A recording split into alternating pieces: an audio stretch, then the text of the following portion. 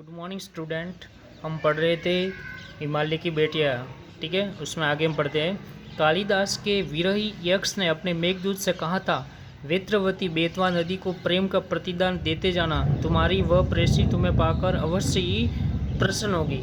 कालिदास जो संस्कृत साहित्य के बहुत ही माने हुए कवि है, उन्होंने अपने जो रचना थी मेघदूत से कहा था विरही। विरही का मतलब होता है वियोगी, ठीक है। मतलब जैसे अपन किसी को लव करते हैं, लव करने के बाद में उससे अपन जो जुदा होता है उसको बोलते हैं विरही, विरह बोलते हैं।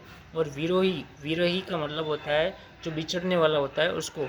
तो कालिदास ने जो विरही है यानी कि वियोगी है, जो यक्ष है, उसने अपने मेघदूत से कहा था कि जो वेत्रवती, जो बेतवा नदी है, उसको प्रेम का प्रतिदान, प्रतिदान का मतलब होता है लौटाना, यानी कि उसको प्रेम का प्रतिदान यानी कि प्रेम लौटाते देते जाना।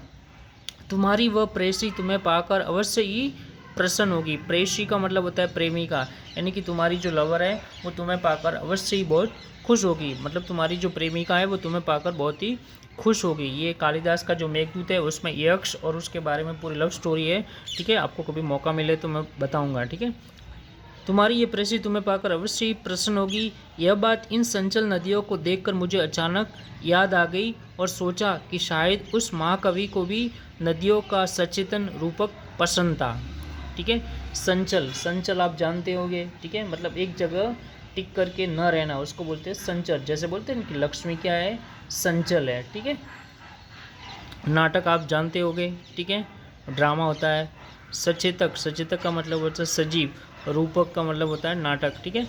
तो वो कह रहे हैं कि यह बात इन संचल नदियों को देखकर मुझे अचानक याद आ गई, यानी कि लेखक है उस वो नदियों का जो संचल नेचर है उसको देखकर अचानक याद आ जाती है और वो सोचते हैं कि शायद उस महाकवि को भी नदियों का सचेतक रूपक पसंद था। यहाँ पे महाकवि कौन है, कालिदास है। राइटर कह रहा है कि उस महान जो कवि है, जो कालिदास है, उनको भी नदियों का सचेतक रूपक यानी कि सजीव नाटक पसंद था। दरअसल जो